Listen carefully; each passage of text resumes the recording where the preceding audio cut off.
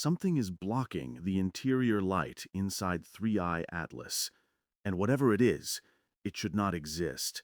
The leaked composite frame looks wrong from the very first pixel, a geometric void where nature makes turbulence, a stable shadow where thermal chaos should be tearing the coma apart. This isn't a grainy smear from a dying sensor. It's a structure that holds across every frame, like someone built something and wrapped it in ice.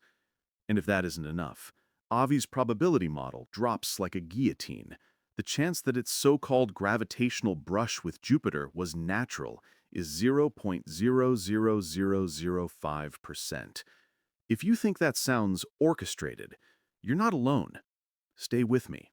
We'll dig through orbital mechanics, shadow geometry, and institutional silence, and by the time you reach the end, you'll understand why some researchers quietly use the word parking and why it terrifies us. If this mystery hits you the way it hit me, subscribe, because this story isn't done with us. And before we begin, tell me where you're watching from. I promise you, by the end, you'll wonder if anyone is telling us the full truth about what's happening out there. I'm speaking into the recorder because it's 3:47 a.m., and my hands won't stay still long enough to type. My coffee is cold. My pupils ache from staring at the light curves too long. But the data keeps refreshing, and every new packet coming down from the Hale telescope in California makes my skin crawl a little more. They told us 3i Atlas was gone, a fading ghost slipping back into interstellar dark. They told us it was fragmenting, dissolving, leaving only a dust trail thin enough to lose in the background stars.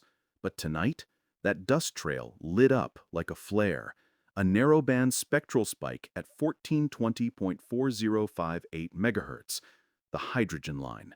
The line you monitor if you're looking for natural cosmological processes, or if you're looking for intent. The line that makes radios go quiet in NASA control rooms, the line that froze my breath in my throat when the alert chimed, because we've seen this before. Or rather, one man did, in 2003, and we didn't believe him. His name was Dr. Everett Rowe, a radio astronomer at Caltech whose career went off the rails after a single anomalous night log. An unexplained hydrogen line burst he claimed originated from a trans-Neptunian region, from an object he swore was decelerating. They dismissed him, told him the signature was an equipment glitch, a calibration artifact, ghosting from cell towers. Rowe resigned, drifted into obscurity, and now, tonight, 20 years later, the exact same frequency spike sits inside the tail of 3i Atlas. Not similar, identical, down to the fourth decimal place. I swallow, hard. The data window pulses again, the line grows sharper, more coherent, narrowing. And that's the part that shouldn't be possible. Comets don't sharpen their emissions, they smear, fluctuate, scatter. What I'm seeing looks more like a carrier signal stabilizing. I lean closer to the monitor, hands braced on the desk. The air in the server room feels too thin. My mind keeps pulling me back to Rowe's file, the one I pulled out of the archives after the first anomaly buzzed on my shift 2 hours ago, the handwritten note pinned inside. If it repeats, it's not noise. I used to think that was the sad graffiti of a man whose life's work had turned to dust. Now I'm not so sure. Another alert flashes across the screen, this one from the orbital prediction model running in parallel on the cluster. 3i Atlas has shifted, by a fraction, a microscopic deviation, but not random, not thermal, not caused by solar wind. A correction, as if the object nudged itself. I blink, rerun the simulation, recheck the telemetry. The vector holds, a subtle but measurable shift bringing its new trajectory, incredibly, 3 degrees closer to Earth. The room tilts under me. I grip the chair to steady myself, but the spinning is inside my skull, not outside it. The cluster finishes compiling the next projection and spits out the line of text that will, I know, change the next 30 years of my life. Intersection probability with Earth orbital plane, 87.3%. I whisper something. I don't know what. Maybe a prayer, Maybe a curse? Something primal. Something that doesn't belong in a laboratory. I check the timestamp on the frame that started all of this, the structural shadow buried inside the coma. I zoom in. Grainy, yes, but not chaotic. The edges are too rigid, too linear, too persistent. Not ice, not rock, not anything I can fit into the taxonomy of natural bodies. My heartbeat stutters. Because if that shadow isn't noise, if that shadow is real, then the shift in trajectory wasn't a drift, it was a maneuver. And if there was a maneuver, then Rowe wasn't wrong. He was early. A cold draft snakes across the back of my neck as the building's ventilation kicks on. I don't realize how quiet it has been until the humming returns. My mind hops backward through the last hour, trying to pinpoint where fear first began to override curiosity. Maybe it was the sharpness of the spectral line. Maybe it was the moment the orbital model hiccuped. Or maybe it was the instant the system flagged a second anomaly. The signature inside the coma isn't broad spectrum. It's pulsed, regular, consistent. A pattern. I scroll the time series with my knuckles digging into the desk. One pulse every 37 seconds.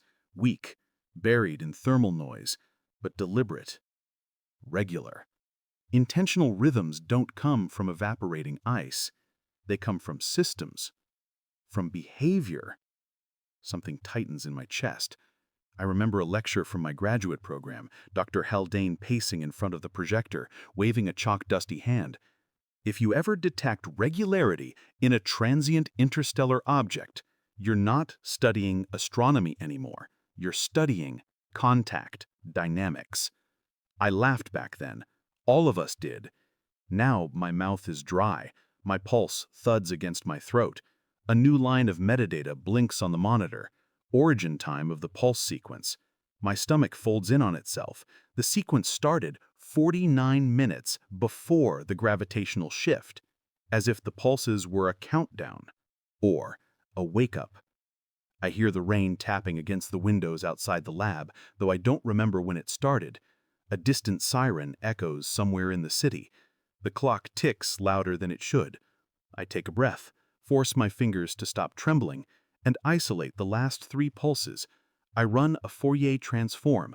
A narrow harmonic emerges. Too sharp, too clean, too geometric. A signature inside a signature. A whisper inside a whisper. Not human, not natural. Not anything we've cataloged in 4 decades of deep space monitoring. I know the protocol. I know I should call the director, notify the Deep Space Network, flag the Department of Planetary Defense. But every instinct in me resists. Because once I share this, it's no longer mine to understand. The story will be buried, sanitized, redacted into meaninglessness. The public will get a press release about dust interference or solar refractive noise, and 3i ATLS will vanish into the same vault that swallowed Rao's career. I lean back, rub my temples. My reflection in the dark glass of the monitor looks like a stranger. Wide eyes, drawn mouth, shadows under the cheekbones like bruises. I force the playback to start again. Frames flicker. Coma, coma, coma. And then the shape reappears inside the ice. Sharp. Symmetrical. Not static. Rotating. Slowly. With intent. And then a realization hits me like a physical blow. If that interior object is rotating, the periodic pulses might not be emissions. They might be occlusion. Something inside the comet is turning, blocking the hydrogen line at regular intervals. Not sending, reacting, tracking, listening. The air leaves my lungs in a single shaky exhale. My mouth tastes like metal. The model pings a fresh orbital projection.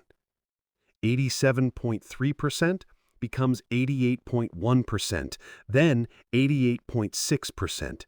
I know enough celestial mechanics to understand trajectories don't behave like this unless something is steering, and nothing that icebound should be able to steer. I'm about to run the next transform when my phone vibrates on the desk. An unknown number, no caller ID. I stare at it frozen. It rings again. A third time. I lift it, press the side to my ear, unable to speak. A breath on the other end. Not words, not static. A breath. Slow. Human. Listening. The hairs on my forearms rise. My throat locks. Then a click. The line goes dead. My hand shakes as I lower the phone. My pulse thunders. The servers hum. The rain intensifies. Every screen in the lab glows with the same convergence, the shadow inside 3i ATLS shifting, unfurling, expanding against the dying starlight behind it. And then I see it, something I wish I could unsee. The shadow moves counter to the rotation of the comet. Independently. Deliberately. My breath catches in my chest. The angle of the shadow aligns with Earth's position vector perfectly, as though it is orienting. I don't realize I'm whispering until I hear my own voice in the silence. This isn't fragmentation. Another pulse erupts across the screen, stronger than the last, cleaner, closer, as if the object inside has fully awakened. Somewhere deep inside my skull, a cold thought forms. This is not a comet returning. This is a return to a comet, and whatever was inside it, whatever was sleeping, just noticed us. I keep staring at the monitors long after the last pulse fades, as if my eyes could force the noise to rearrange itself into something comprehensible, something harmless. But it doesn't.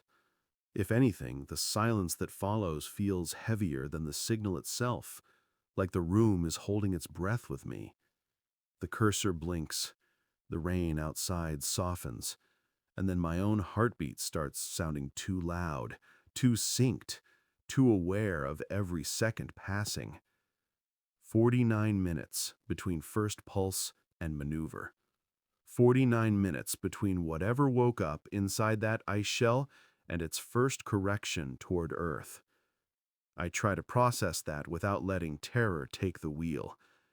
I fail. Something primitive in me whispers run, but the scientist in me leans closer instead, because data is truth, even when truth is the last thing you want. I scrub back through the waveform, frame by frame, looking for anything I missed before panic blurred the edges. And that's when I noticed the rise time curve. The pulses aren't all identical. The first few look raw, uneven, jittering like an engine turning over after years of cold silence. But around the 8th pulse, they stabilize, and by the 12th, they're almost perfect, almost confident. I swallow, taste copper again. When the intercom crackles behind me, I nearly jump out of my skin. "Dr. Hale?" It's the security guard downstairs, Miller. Too young, too polite, always apologizing for radioing after hours. "There's, someone here asking for you." My gut tightens. "Who?" Static. A breath. Then, "He says his name is Everett Rowe." My chair scrapes the floor as I stand. My knee hits the desk hard enough to send sparks across vision, but I barely feel it. "You're sure?" "Yes, sir. He asked me not to call upstairs, but protocol—" "Where is he?" "North entrance." I'm already moving. The corridor outside the lab feels longer than usual. Shadows stretching. ceiling lights humming with that faint electrical buzz that only becomes noticeable when your nerves are stretched too thin. My badge trembles in my hand as I swipe into the stairwell. Down one flight, two. My breath loud against the concrete. My palms sweat. Because Roe shouldn't be here. Not at 3 in the morning. Not after 20 years off the grid. And not on the same night the signal returned. By the time I push through the door into the lobby, the glass is fogged from the rain outside. Streetlights smear into long gold streaks across the wet pavement. Miller stands stiff by the front desk, eyes flicking nervously toward the entrance. And there, sitting in one of the lobby chairs, with his coat still dripping, is the man I recognize only from a decade-old photograph. Thinner, paler, but definitely him. Everett Rowe. He looks up as I approach, and the first thing I notice is his eyes. Bloodshot, restless, hollow like someone who's seen a truth too big to ever forget. "You've seen it," he says before I speak. His voice is rough, dry. "Haven't you?" I glance at Miller. "We'll use the conference room. Lock the doors behind us." Miller swallows, nods, and I escort Rowe down the hall. The whole way he doesn't speak, doesn't ask if I verified his identity, doesn't ask what I found. He just follows, hands trembling inside sleeves too thin for the cold. Inside the conference room, I activate the privacy mode. A gentle chime confirms isolation. Rowe exhales shakily, sinks into a chair. "I wasn't sure," he whispers. "Not after so long. Not after what they told me, but I felt it, tonight, like a pressure shift." I sit opposite him, forcing myself to stay rational, scientific, grounded. We detected a pulse sequence. Hydrogen line. Narrow band. Repeating. His eyes close in pain. Or relief. Or both. "Same as 2003? I ask. His laugh breaks midway into a cough. "Same. No. Cleaner. Sharper. This time, it's awake." The fluorescent hum overhead seems to dim. My fingers curl into fists on the table. "What did you see back then, Everett?" He rubs his hands together, warming them like someone coming in from winter. "Not see. Hear. It was intermittent, weak, but intentional. Something testing the line. Not broadcasting. Searching. Searching." The word bolts through me, because the occlusion patterns looked exactly like that, like a rotating structure trying to map orientation. "No one believed me," Rowe continues, voice steadying. "They said comets don't produce patterned emissions. They said my equipment glitched. They said my analysis was compromised." "Were you compromised?" I ask. His jaw flexes. "I was terrified." For a moment the room feels too small, the walls too close. Outside, a thunder roll drags across the horizon. Rowe leans forward, elbows on knees. "I didn't tell them everything. That night in 2003, the signal shifted. Just like tonight. It adjusted." My stomach drops. "Adjusted to what?" He lifts his gaze to mine, and I instantly regret asking. "To me." A cold jolt shoots down my spine. He sees my reaction and raises a shaking hand. "Not me personally. My array, my sensor position. I nudged the dish, small correction, maybe 2 degrees, and the signal responded. It followed me." I shake my head. "That's impossible." "I know." He leans back, eyes drifting somewhere far away. "But it did. And when I logged it, the report disappeared. The file was sealed. And then they told me my contract wouldn't renew." Slow, creeping fear wraps itself around my ribs. "Everett, why come here tonight?" He laughs again. Short, bitter, because the moment the pulse started, someone called my house. My pulse stutters. Who? No one. They didn't speak. His voice softens to a fragile whisper. Same as tonight. A chill snaps through me, because the call I got, no voice, just breath, happened right after the pulses stabilized, as if something, somewhere, noticed both of us. Roe laces his fingers together, knuckles white. Tell me what your model shows. I hesitate. He sees the hesitation. Please. I slide my tablet across the table. He studies the projection. His expression collapses. No. His fingers hover over the projection, tracing the correction vector. This isn't a decay drift. This is alignment. Alignment to what? I ask, though I already know. He taps Earth's orbital plane. It's mirroring, matching velocity frame, like it's preparing. Thunder booms closer now, shaking the windows. My breath shudders out of my lungs. I try to say something rational. Solar wind pressure, volatile jets, thermal asymmetry, but the words feel dead on arrival, because the model doesn't lie. There's more, I say quietly. Inside the coma, we found a shadow. Slowly, Rao's eyes rise to mine. Describe it. Geometric, rotational, independent of the nucleus. His breath stops. Then it's true. What's true? I whisper. He wets his lips, voice cracking on the edge of confession. It wasn't a comet in 2003. I think it was the same object, as if it came in once, scanned us, and left, but not fully, not permanently, like it was waiting for something. A tremor ripples through me. Waiting for what? Rao's face folds into a look I never want to see again on another human being. Raw certainty fused with raw terror. For us to be ready. My heartbeat misfires. Before I can respond, the privacy lights flicker. Once, twice, then blackout. The building hum dies. Power gone. Emergency lights fail to trigger. Total darkness swallows the conference room. Rao's breath catches. This isn't a grid outage, he whispers. I know, because my tablet, battery-powered, should still glow softly on the table. It doesn't. My smartwatch should vibrate at the loss of Wi-Fi. It doesn't.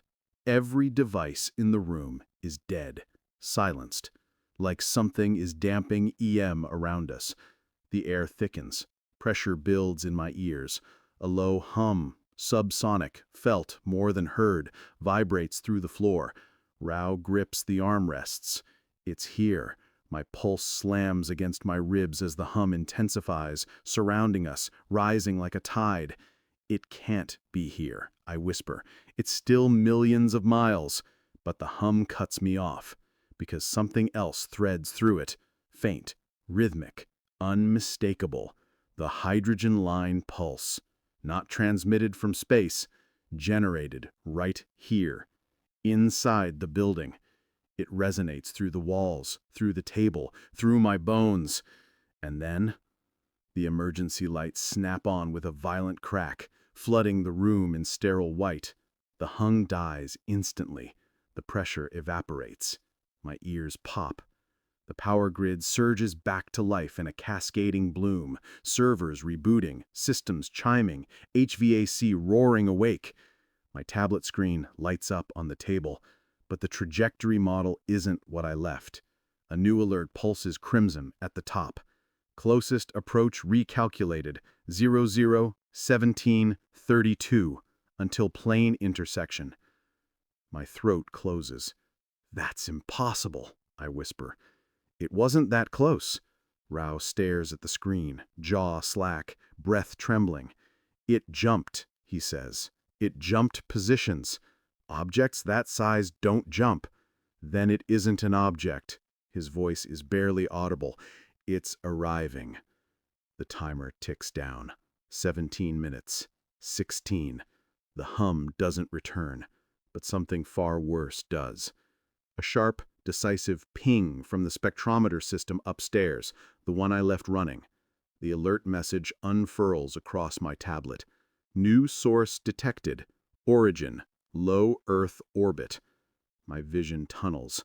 My pulse turns electric because 3I ATL Atlas isn't in low Earth orbit, but something that was inside it might be. Rao whispers the words I've been trying not to think. It's separated. My voice dies in my throat. The timer keeps falling. 15 minutes. 14. I feel the walls closing in. The stakes tightening. The air thinning. Whatever was inside that comet is no longer millions of miles away. It's here. And whatever it wants, it's already started. The moment I step back into the lab, I know something is wrong. Not because of anything obvious. No alarms, no flashing lights, no blown fuses. Everything is exactly where I left it. And that's the problem. My spectrometer does not stay silent after detecting a new narrowband source in low Earth orbit. It should be screaming, audible klaxons, red banners tearing across every monitor, automatic protocol lockdowns. Instead, the room looks like a staged photograph of normality. Too normal.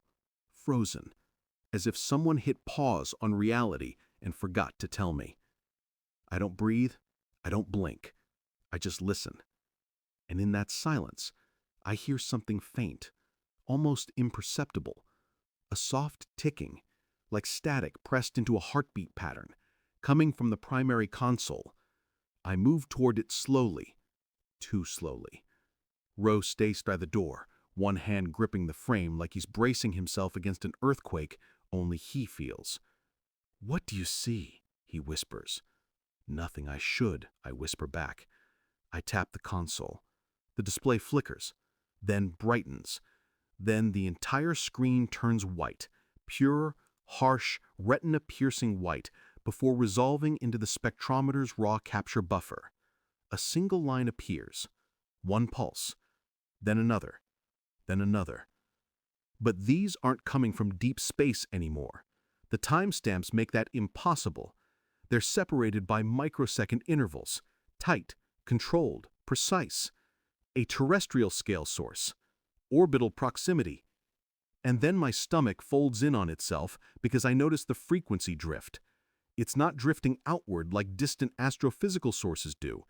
It's drifting inward, compensating for motion between transmitter and receiver, matching Doppler, matching rotation, matching me. The console speakers crackle. A low metallic hiss crawls out. Then a tone, a single sustained note that rises by fractions of a hertz, climbing like something adjusting itself, tuning itself, listening to the acoustics of the room. My breath stops. Roe's fingers tighten on the doorframe. "It's mapping the space," he murmurs. The tone shifts again. Then it splits, one frequency becoming 2, then 4, then 8. Harmonic pairs weaving in and out of phase like strands of DNA unwinding. Every hair on my arms lifts. Something is broadcasting a structured acoustic model inside my spectrometer detection channel. That shouldn't be technologically possible. Not without physical insertion, not without direct hardware access. "Step back," I whisper to Roe. He doesn't move. The harmonics merge into a single resonant chord. The windows vibrate. The metal pens in their cup tremble. The light fixtures hum sympathetically. I slam the console off. The chord continues. Because it isn't coming from the system anymore. It's coming from outside the building. A shadow passes across the window. A brief, sharp interruption of the city glow. Clean, geometric, too fast to identify. I freeze. Roe does too. The chord drops instantly into silence. A soft click echoes from the far side of the lab. A mechanical click, not an electronic one. My eyes snap toward the source, a storage cabinet near the back wall. The magnetic latch slowly disengages. The door cracks open by an inch. Roe's voice breaks. "Don't." I don't listen. I cross the room on instinct and pull the door fully open, hoping for nothing. But the cabinet isn't empty. Something sits inside. A small cube, matte black, featureless. No ports, no buttons, no seams. Just a perfect 6-inch block that wasn't here an hour ago. On the shelf beneath it, the dust pattern is wrong, wiped clean in a perfect square. My pulse detonates behind my ribs. "Did you bring this?" I ask without turning. Rose's breath shakes. "Does it matter?" I don't answer. I reach out slowly, irrationally, because touching it feels like stepping off a cliff. But I have to. I'm a scientist. I have to. My fingers brush the cube. A jolt hits my hand. Cold, impossibly cold. Not temperature, but sensation, like my nerves are being touched rather than my skin. I yank back, hitting the cabinet door with my elbow. The cube shifts, just half an inch. But it moves with a strange inertia, like it's heavier on the inside than the outside, like its mass is folded, compressed, hidden. The same gravitational signature anomaly we saw inside the comet. Ro takes a staggering step backward. It's a carrier. Oh God, it wasn't the comet itself that scanned us. The truth hits me the same instant he says it. The comet wasn't the messenger. It was just the envelope. The cube was the message. The spectrometer console flashes back to life on its own. No power command, no reboot sequence, just instant reactivation. And then, a video file opens. A single frame. Black background. White symbol in the center. A circle intersected by 3 straight lines that meet at precise 60-degree angles, like a compass dying in slow motion. The symbol pulses. Once. Twice. 3 times. And with each pulse, the cube pulses too, responding, syncing. Then the video begins, but it's not a video. It's a map. A 3-dimensional star map, rendered with impossible clarity, showing constellations I know and constellations I don't. Points of light brighten and dim, as if narrating a sequence I can't decipher. Then the map zooms out, and out, and out, until the Milky Way appears. Until the cube highlights a vector.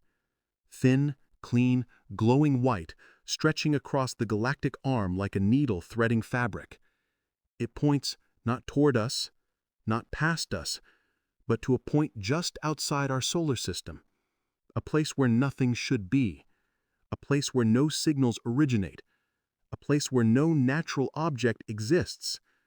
But the cube marks it with the same symbol from before, and directly beside the vector, new text scrolls across the screen that should be impossible because no one on Earth knows this language.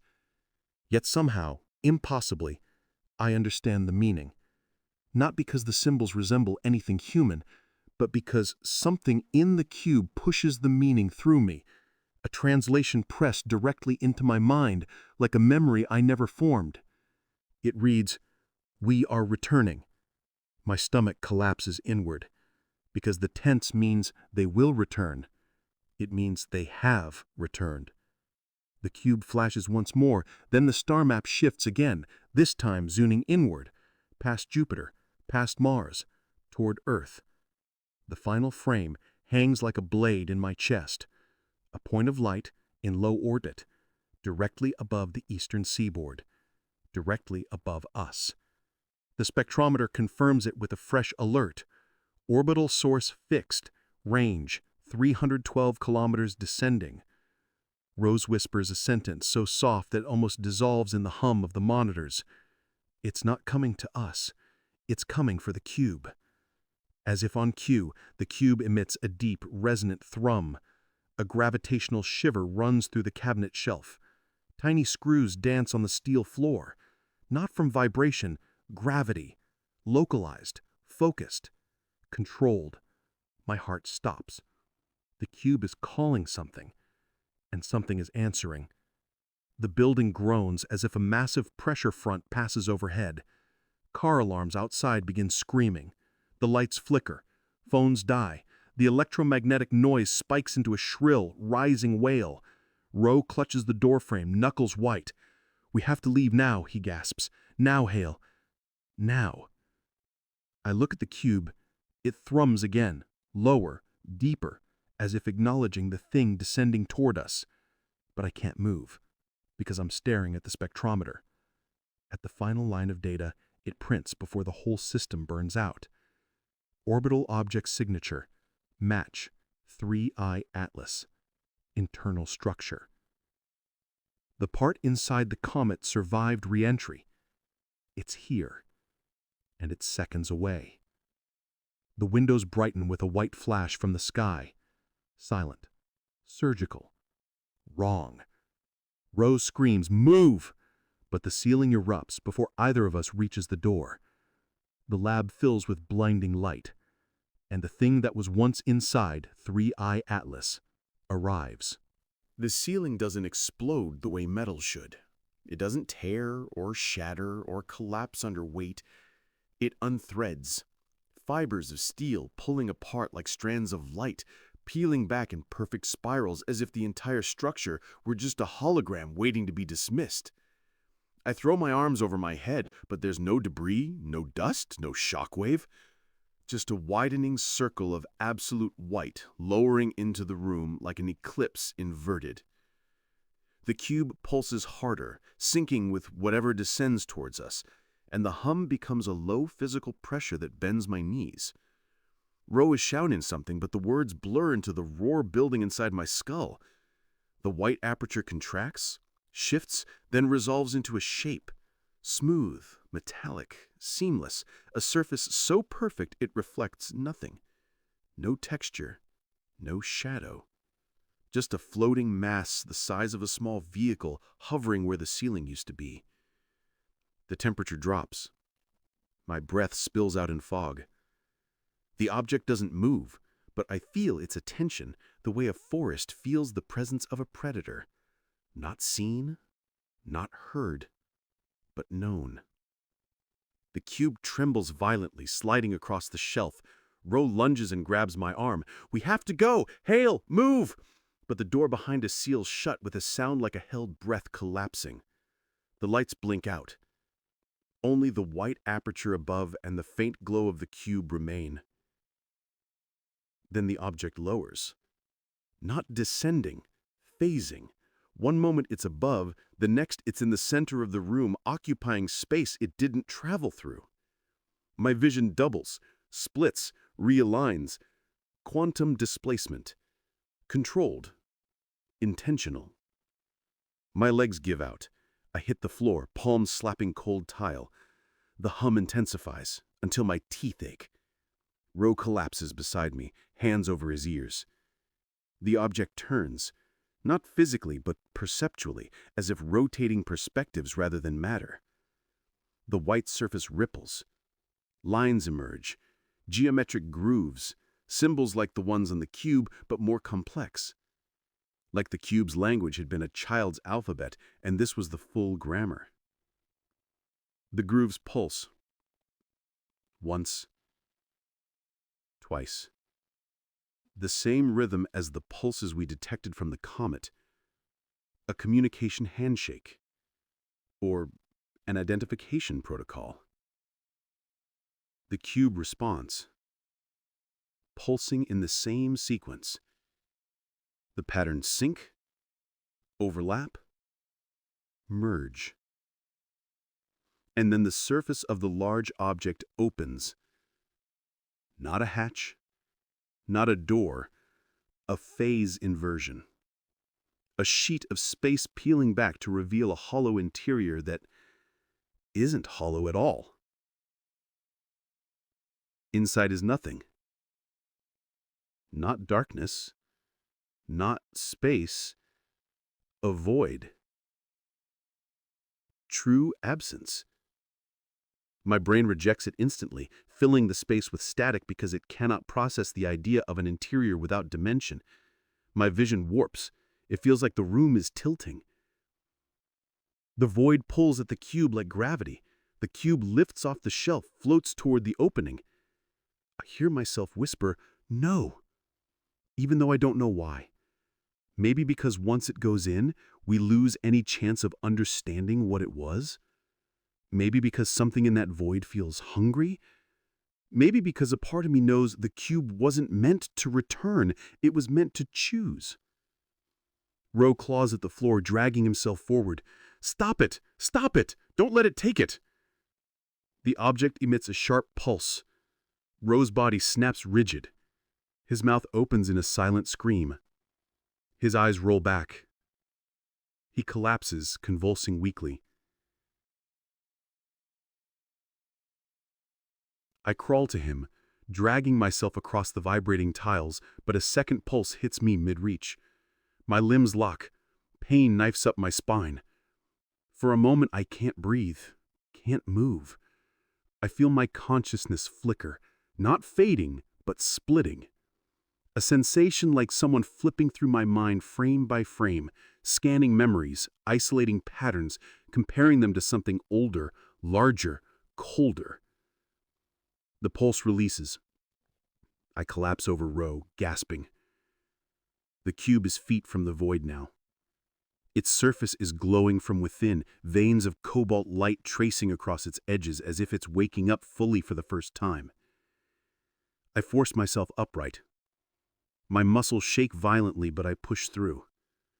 "Why us?" I choke. "Why come here? Why now?" The object turns towards me. The grooves in its surface rearrange, forming new symbols. My brain tries to interpret them, fails, tries again. Something pushes into my mind like pressure behind the eyes, an approximation, a translation, a message woven between fear and comprehension. 3 words form. Not ready yet. The cube halts. The void pulses. The object pulses back. They argue. Not in sound, but in pattern, warring frequencies colliding in the air until the walls tremble. The void dims. The cube flickers. The symbols on the large object shift faster, more frantic. And then another phrase forms in my mind. "You changed too fast." I don't understand. Humanity? Technology? Our trajectory? A deeper hum builds, low, rising like a storm tide. The cube vibrates so violently it fractures the shelf, shards of metal skittering across the floor. The void expands outward, filling half the room. Space folds like cloth, edges peeling back, exposing layers of geometry that hurt to look at. The cube emits a piercing tone, a refusal. The large object replies with a deafening pulse, a command. The cube's glow dims, like fear, like submission. And then I see it. Faint, reflected across the cube's surface, not a destination, but a memory, a starfield, a pattern, a sequence, a civilization, a machine intelligence, a meeting long before humans existed, something ancient that built constructs like the object above us and sent them across the void long before Earth cooled. The cube is one of them, or a seed, or a scout, or a test. My mind swirls. Ro groans beneath me. I shake him awake. His eyes snap open, wild, terrified, lucid. "Hale," he rasps, gripping my arm. "It's not retrieving it. It's correcting it." A cold shiver detonates in my spine. "Correcting what?" "You." The hum reaches its peak. The cube crosses the threshold into the void. The void snaps shut around it like a closing fist. The object symbols rearrange one more time, fast, jagged, a final message hammered into my skull with surgical clarity. "We return when you stabilize." The aperture above folds inward. The object contracts into a single point of white so bright it bleaches the world. Then, silence. The ceiling reappears. Whole. The lights flicker. The air rushes back into the room like pressure equalizing. The cube is gone. The object is gone. The void is gone. Only the scorched outline on the tile remains, a perfect 6-inch square burned into the floor where the cube once rested. Roe sags into unconsciousness. I stumble to the console. The spectrometer has rebooted. A single new line of data ticks across the screen. Orbital source lost. No signatures remaining. A second line appears. Final tracked vector. Departure velocity exceeds escape threshold. A third. Craft trajectory. Unknown. I lean heavily on the desk, chest heaving. The taste of ozone coats my tongue. The silence in the room feels wrong. Too complete, too sterilized. Like something removed more than just the device. Maybe something removed a possibility. Or a warning. Or a future. I look at the burned square on the floor. Then at the ceiling where the impossible entered our world. What were you? I whisper. No answer comes, but deep in my skull, an echo lingers, the residue of a message too large for language. Not ready yet. And as the lights settle, as Roe breathes shallowly behind me, as the night outside, The first thing I notice when I wake is the silence. Not the peaceful kind, the hollow, anesthetized vacuum that follows disaster. The kind that feels edited, like someone scraped the world clean of noise. My cheek is pressed against the cold tile of the lab floor. My muscles feel threaded with fire. Rao lies beside me, breathing shallowly, his fingers twitching like he's dreaming of drowning. For a moment, I can't remember where I am, what happened, why my heart is already accelerating like it's bracing for impact. Then memory returns in a single violent flash. The ceiling unthreading, the void opening, the cube being swallowed by something that wasn't a machine and wasn't alive, but carried intention like a gravity field. I push myself upright, using the desk to steady myself. Every joint screams in protest. The scorched square on the floor sits exactly where it was, the metal warped inward, as if space had been pressed like clay beneath the cube. I touch the edge of the scorched mark. The tile shivers beneath my finger. Not from heat, it's cold as stone. But something residual remains, like the echo of a field that bent the molecular geometry itself. I stand on shaking legs and check the clocks. All of them are wrong. Frozen at different times. The main wall clock is stuck at 3:08 a.m., while the system clocks show 5:42. My watch claims it's midnight.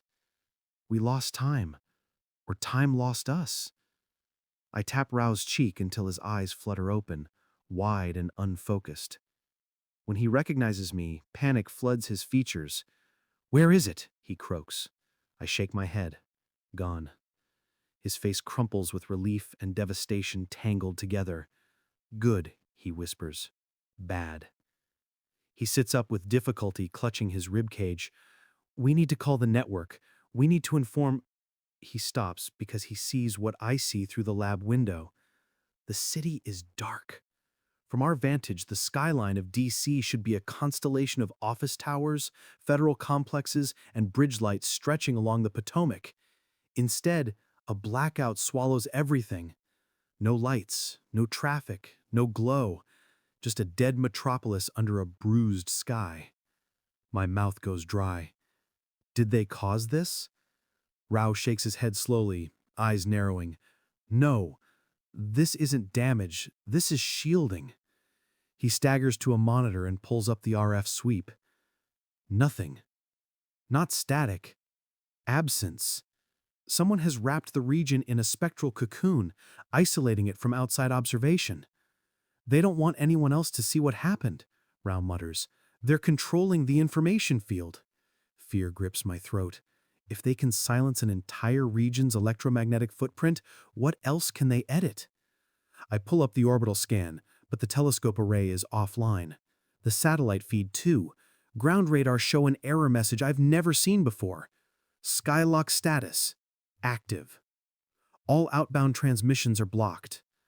I look at Rao and he doesn't need to explain. They sealed the sky. Whatever left Earth minutes ago doesn't want pursuit or witnesses. My hands shake as I pull up the final recorded telemetry. The departing craft, if craft is even the right word, accelerated from low orbit to beyond escape velocity in under 4 seconds. No plume signature, no thermal trail, no ionization.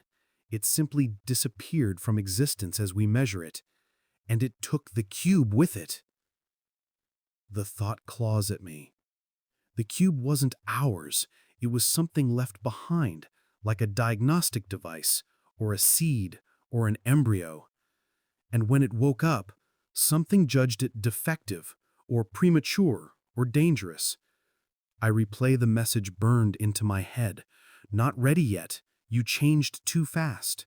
We return when you stabilize. Stabilize what?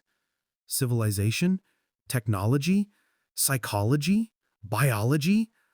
Or something darker? The trajectory of our species, the curve of our development, the shape of our future. Rao drags himself to the main window, staring out at the blackout, stretching to the horizon. This wasn't contact, he murmurs. This was an audit. A chill rips through me.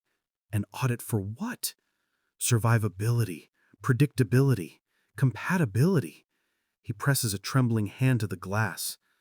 We failed. The silence in the lab deepens, thickens, as if the world itself is absorbing what happened. A low rumble rolls through the city. A distant transformer blowing? A substation rebooting? No. Too rhythmic. Too symmetrical. Footsteps? No. Vibrations. Air pressure waves. I check seismic readings. They spike sharply. Not tectonic. Atmospheric. Something is descending again. Rao sees it at the same time I do, the faint orange glow spreading across the eastern horizon. Not sunrise. It's too early and too localized. A shape forms inside the glow, a triangular silhouette floating above the river, larger than any aircraft, silent, unmoving, watching. My pulse triples. They came back? Rao whispers, horrified. No, I breathe, stepping closer to the glass. This one is ours. He stiffens. The silhouette sharpens, black, angular, military.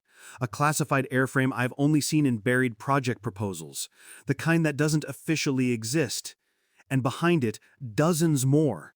Helicopters, drones, armored vehicles flooding towards our building like a sealed artery, pumping blood to an open wound. They isolated the city, Rao whispers, not to hide the event. He turns to me, eyes wide, to contain us. The realization lands like a knife in my spine. They detected the same orbital object we did, saw it descend, lost it on radar, found an impossible signature inside a federal research facility, and now they're coming to erase the breach and the witnesses. My brain ignites. We have to leave. Rao lets out a bitter laugh. Leave? They've blocked every signal, every satellite, every road. We're in a sealed box. I grab him by the collar. We're scientists. We witnessed first contact. It wasn't contact, he snaps. It was a verdict. The building shakes as something large lands on the roof. Boots thunder overhead. Doors pound open on every floor. Radios crackle. Commands echo through hallways. They're here, coming closer. Rao grabs my wrist suddenly, painfully. Hale, listen to me. They want the data, not us. And once they have the data, the rest hangs unspoken. I yank open the lab's emergency panel. Inside, there's a fire escape hatch that leads to the sub-basement systems conduits. Narrow, dark, claustrophobic tunnels threading under the building. I shove Rao toward it. Move. What about the data? I've already copied it. His eyes widen. Where? I swallow hard. Inside me. During the blackout, when every system died and the void pressed images straight into my mind, something else seeped through. Patterns, star maps, symbols I didn't understand then, but do now. Not consciously, instinctively. The knowledge didn't transfer to the machines, it transferred to us. Footsteps thunder outside the lab door. Radio voices shout commands. Rao stares at me like he's seeing someone else, someone he didn't expect me to become. You're carrying the message, he breathes. I shake my head. Not the message. The door handle rattles. The lock begins to melt, literally melt, under a breaching tool. Rao's panic turns sharp, lucid. Go, Hale. You're coming with me. No, listen. He presses his trembling hands into mine. If they catch us together, it's over. Split paths. 2 chances instead of 1.